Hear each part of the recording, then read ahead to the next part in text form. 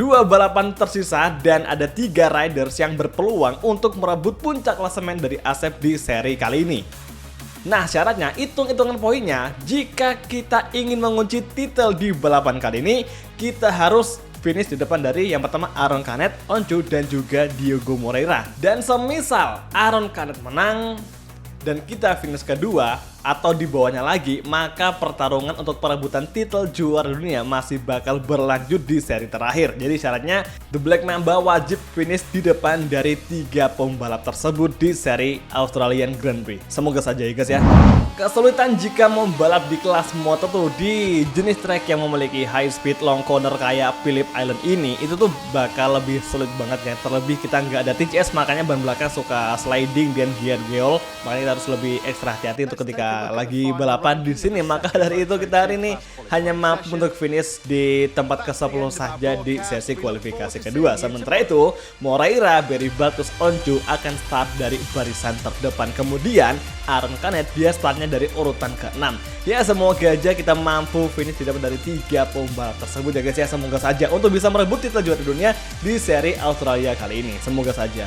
Oke guys, dan sekarang tibalah kita di sesi race, tepatnya di Moto2 seri Australia, yaitu di sirkuit Phillip Island, di mana ini merupakan balapan ke-10 menjelang balapan terakhir untuk MotoGP 25 karir di season kedua atau di kelas Moto2.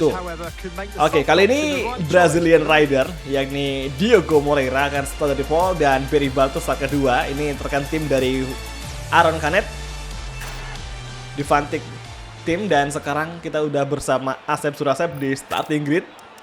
Kita siapin dulu kompor ban. Gue bakal pakai soft semuanya supaya bisa lebih kenceng dari awal balapan. Kalau gitu, saatnya kita fokus di race kali ini.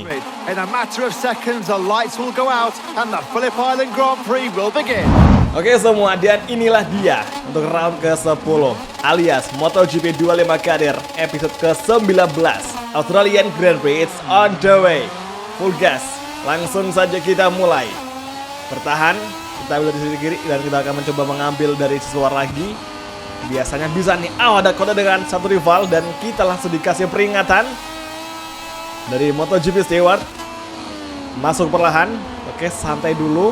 Kebiasaan di awal balapan kalau udah terlalu rapat trafficnya itu kita lagi kayak ngerasa tertekan sekali. Oke, sekarang di tikungan ketiga kita ambil outside line dari Dixon. Masih Dixon mendefend dan di braking zone kita mencoba light braking. Hati-hati. Masih Dixon mendefend.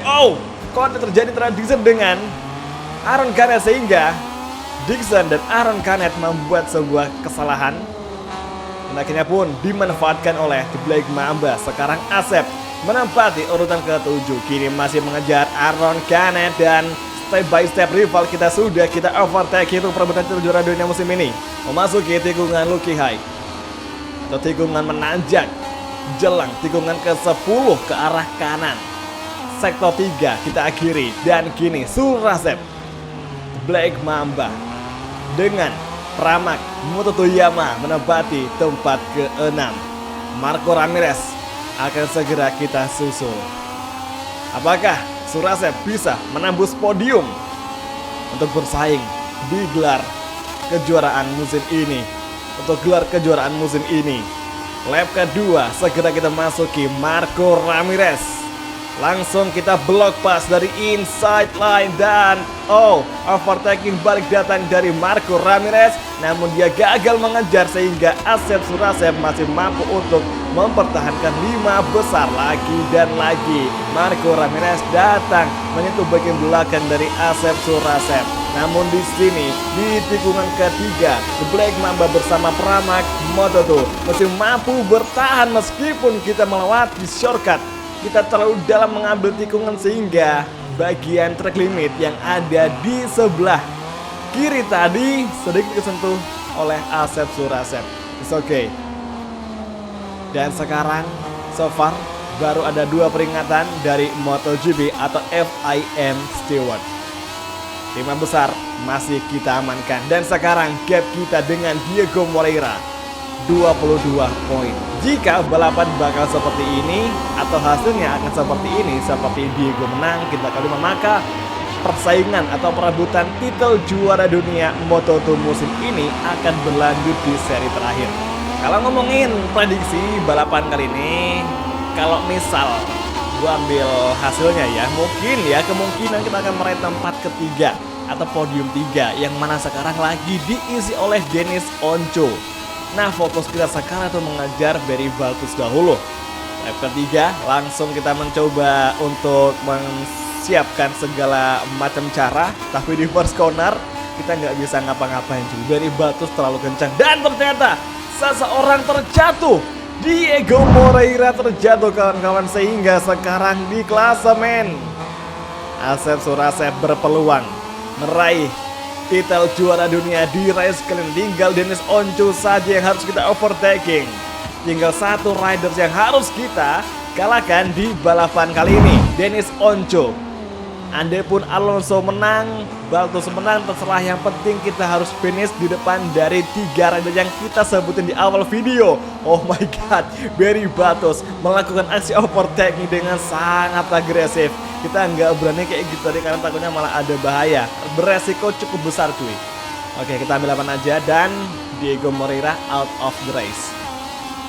Sangat sayang kan Diego Moreira keras, tapi kita bersyukur karena itu akan mempermudah peluang kita mengukuhkan titel juara dunia untuk kelas Moto2. Masih Barry Baltus mendefend dari inside line dan kita melebar.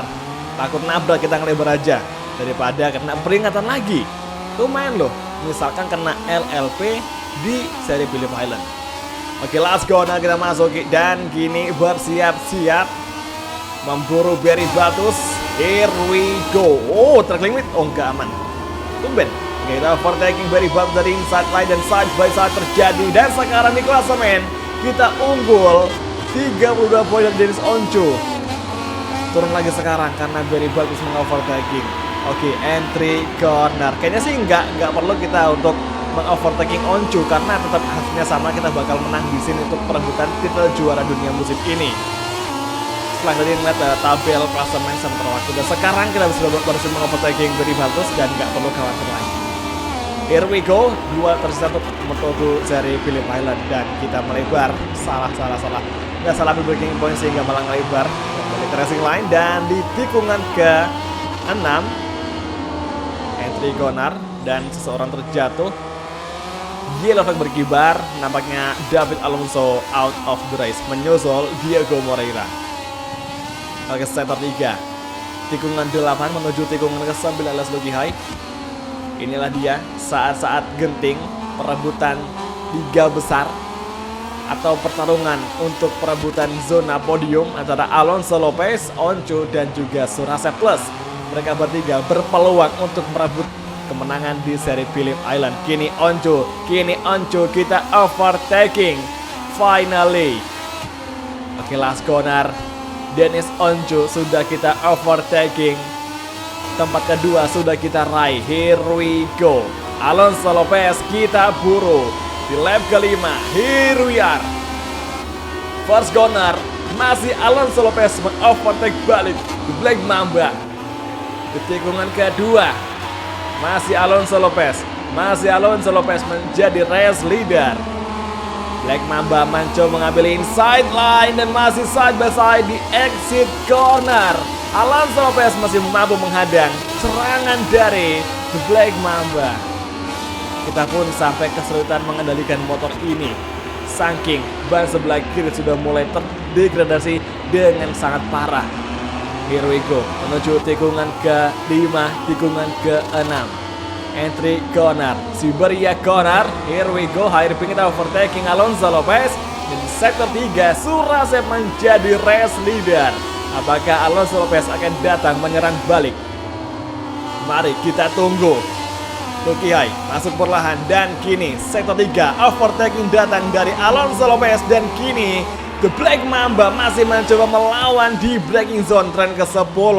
Masih Alonso Lopez dan kini The Black Mamba menyerang, mengovertaking. Masih kembali Alonso Lopez mengovertake balik. Mereka berdua bersaing dengan sangat ketat sekali.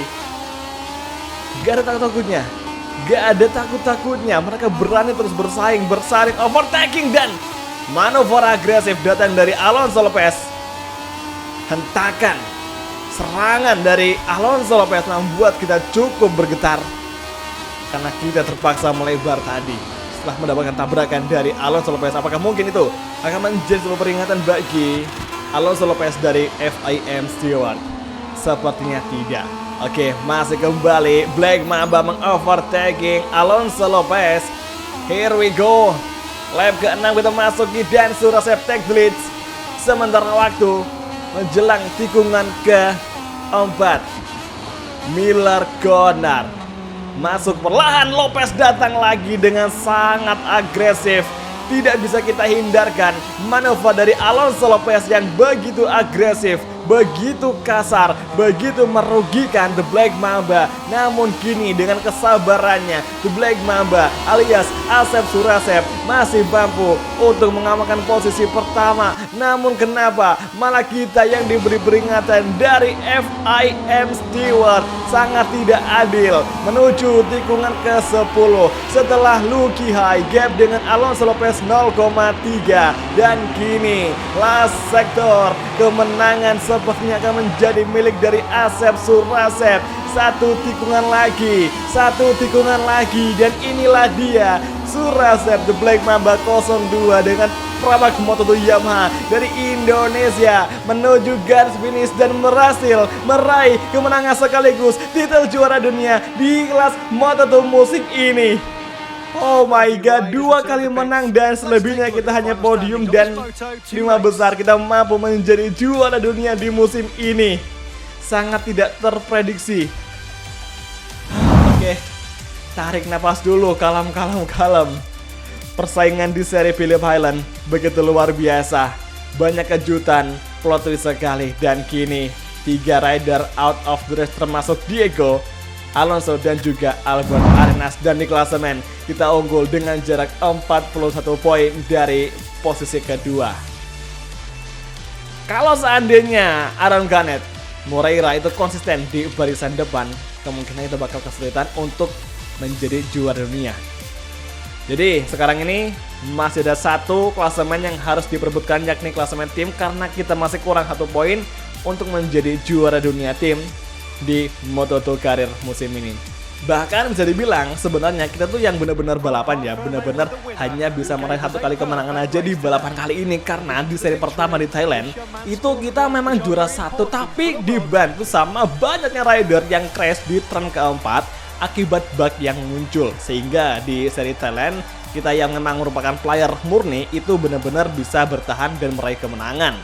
Kalau di seri pertama itu nggak ada yang crash, nggak ada bug muncul, kemungkinan besar kita menang itu sangatlah nihil sekali. Bahkan baru ini aja kita bisa meraih kemenangan di Moto2 karir. Gila, sesengit ini persaingan di kelas Moto2. Apakah besok kita masih bisa meraih kemenangan atau mungkin hanya mampu finish podium saja? Let's see. Kalau gitu semuanya terima kasih nonton dan sampai ketemu lagi di video MotoGP karir untuk episode selanjutnya. Thank you, bye dan ciao guys, sampai jumpa.